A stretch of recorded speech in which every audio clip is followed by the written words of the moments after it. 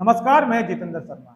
सफाई कर्मचारी भर्ती 2024 होने का नाम नहीं ले रही, या यूं कह सकते हैं कि आखिर ये सफाई कर्मचारी भर्ती अपने आप में नहीं होना चाह रही, या फिर इस भर्ती को नहीं होने दिया जा रहा है। अगर ये भर्ती नहीं होना चाह रही तो फिर आखिर क्यों नहीं होना चाह रही है? भर्ती क्यों बेरोजगारों के साथ कुठाराघात करती है? क्योंकि 24,797 पदों का जो मामला है, और अगर सफाई कर्मचारी भर्ती खुद नहीं होना चाह रही तो क्यों नहीं होना चाह रही? और अगर इस सफाई कर्मचारी भर्ती को किसी के द्वारा नहीं होने दिया जा रहा है तो फिर आखिर क्या वजह है, क्यों इस सफाई कर्मचारी भर्ती को नहीं होने दिया जा रहा? क्योंकि सफाई कर्मचारी भर्ती नहीं होगी तो फिर बेरोजगार क्या करेंगे? बेरोजगारों की जिंदगी का सवाल है। करीब 12.5 लाख फॉर्म सफाई कर्मचारी भर्ती में जो एप्लीकेंट है, आवेदक हैं, उन्होंने अप्लाई किए थे।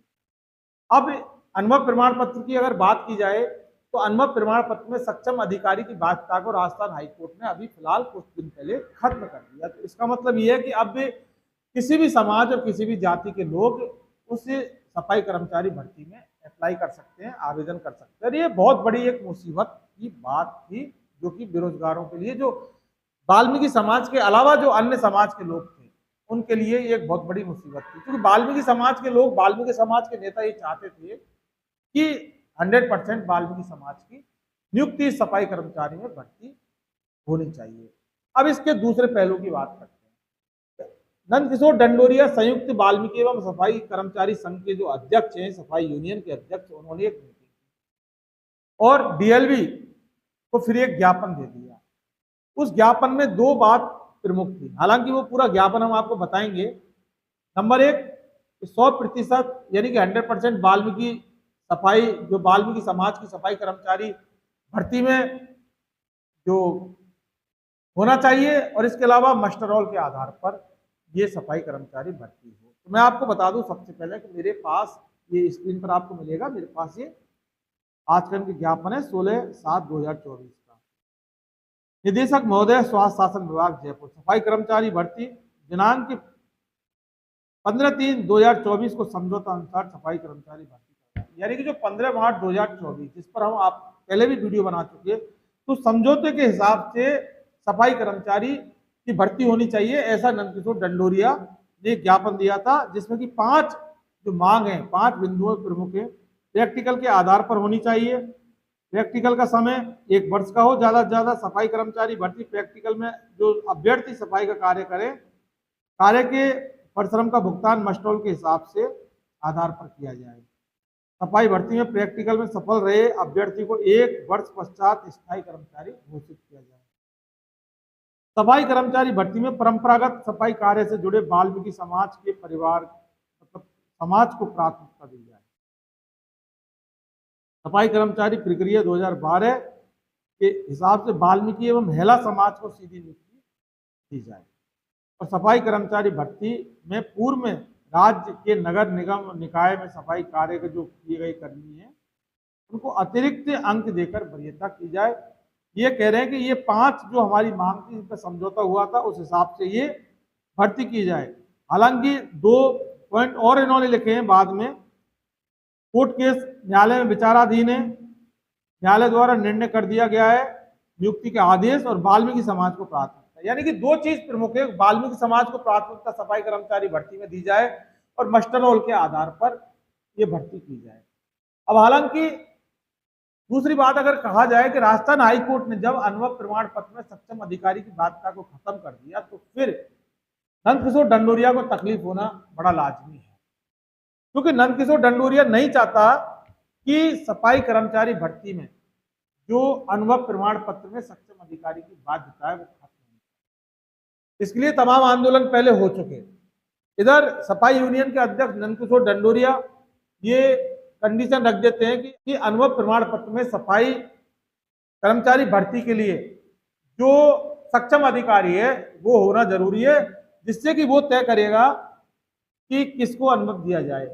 वहीं उसके बाद इसका विरोध होने पर फिर आंदोलन होता है। राकेश मीणा और वो भिस्ती समाज के लोगों ने जो आंदोलन किया था, तो कांग्रेस सरकार में वो बाध्यता खत्म कर दी। इसके बाद भारतीय जनता पार्टी की सरकार में फिर ये प्रणाली लागू की गई थी सक्षम अधिकारी की, उसके बाद राजस्थान हाईकोर्ट ने फिर हटा दिया। तो आखिर इसके बाद क्या कुछ बचा? उसके बाद डंडोरिया ने फिर ये नई तकनीकी लगा दी कि प्रैक्टिकल के आधार पर होना चाहिए। सवाल यह कि प्रैक्टिकल किसे कहते हैं, मैं आपको बता दूं। प्रैक्टिकल का मतलब होता है कि अगर सफाई कर्मचारी भर्ती में जब इंटरव्यू वगैरह लेते हैं तो वो काम को देखते हैं कि आप ये नाली सफाई करिए या ये कचरे को उठाइए या गटर में घुसिए, जो भी है प्रैक्टिकल का मतलब प्रैक्टिकल होता है। सवाल एक पनपता है कि जब अनुभव प्रमाण पत्र कोई भी संस्था, कोई भी निजी संस्थान लागू कर सकता है, तो फिर इसका मतलब ये है कि कोई भी अनुभव प्रमाण पत्र जारी करेगी कोई संस्था, तो इसका मतलब ये है कि उसका अनुभव तो वो संस्था चेक कर चुकी, ये आदमी सफाई करता है या नालियां साफ करता है। तो जब अनुभव वहां उनका चेक हो चुका, प्रैक्टिकल वहां हो चुका, उसके बाद अनुभव प्रमाण पत्र की मोहर लगा के किसी संस्था ने उस अभ्यर्थी को दे दी, एप्लीकेंट को दे दी, तो बाद में फिर किस तरह का प्रैक्टिकल होना चाहिए और क्यों होना चाहिए, ये अपने आप में एक अनोखी बात है। क्योंकि एग्जाम्पल के तौर पर अगर बात की जाए कि मैंने अगर सफाई कर्मचारी भर्ती में आवेदन किया है और अनुभव प्रमाण पत्र में किसी संस्थान, किसी होटल या किसी प्राइवेट या निजी संस्थान से अगर मैं लेके आया हूं, तो इसका मतलब काम मैं वहां कर चुका। उसके बाद नंदकिशोर डंडोरिया जी ये चाहते हैं कि अब अगर सफाई कर्मचारी भर्ती में जब भर्ती होगी तो प्रैक्टिकल मैं वहां करके दिखाऊं, तो मैं तो वहां पर दिखा चुका। तो ये जबरदस्ती की, ये इस तरह की जो जिद है, ये सफाई कर्मचारी भर्ती के अंदर एक बहुत बड़ा रोड़ा अटका रही है और इससे ही भर्ती बहुत लेट हो रही है। मैं आपको बता दूं कि तमाम चुनावों के बाद आचार संहिता लग जाती है, विधानसभा चुनाव की आचार संहिता लग गई, उसके बाद लोकसभा की आचार संहिता लग गई, अब उपचुनाव आ रहे हैं राजस्थान के अंदर, फिर आचार संहिता लगेगी। तो क्या सफाई कर्मचारी भर्ती का इतना बड़ा दोष है या सफाई कर्मचारी भर्ती में जो आवेदक हैं उनका इतना बड़ा दोष है कि कसूर है? आखिर ये लोग चाहते क्या है, भर्ती क्यों नहीं होने देना चाहते? सीधी सीधी बात है। अगर एक व्यवस्था की बात की जाए तो आज की तारीख में सबसे बड़ा जो काम है वो यही है कि सफाई कर्मचारी भर्ती किसी भी कीमत पर होनी चाहिए।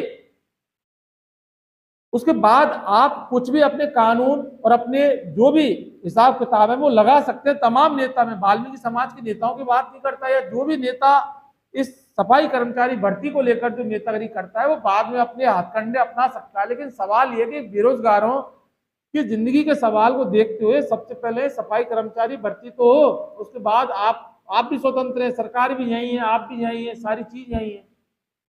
लेकिन सवाल यह कि इन लोगों की नेतागिरी के चलते बेरोजगारों के साथ वाकई बहुत बड़ा है, जो कि गलत है। हमारा मानना है कि सफाई कर्मचारी भर्ती को होने देना चाहिए।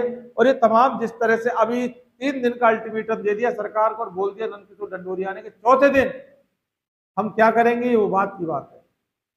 यानी कि अगर हमारी मांग नहीं मानी और हमारी जो ये जो ज्ञापन दिया है इसकी अगर पालना नहीं की और समझौता अगर नहीं हुआ और मांग नहीं मानी, तो फिर हम सरकार की ईंट से ईंट बजा देंगे, ऐसा नंदकिशोर डंडोरिया ने अपने जो भाषण दिया उसमें भी कहा, जो हमने चला दिया था हमारे चैनल पर। इसके अलावा ये जो पन्ना है ये भी यही कह रहा है।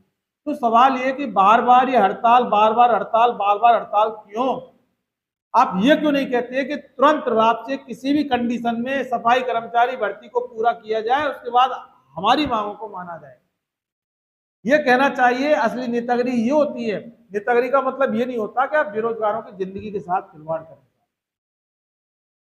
मेरा किसी डंडोरिया या किसी व्यक्ति से कोई विरोध नहीं है, लेकिन सवाल यह कि मैं बात करता हूं राजस्थान के बेरोजगारों की, मैं बात करता हूं राजस्थान के होनहारों की, मैं बात करता हूं राजस्थान के विकास की, मैं बात करता हूं राजस्थान के भविष्य की।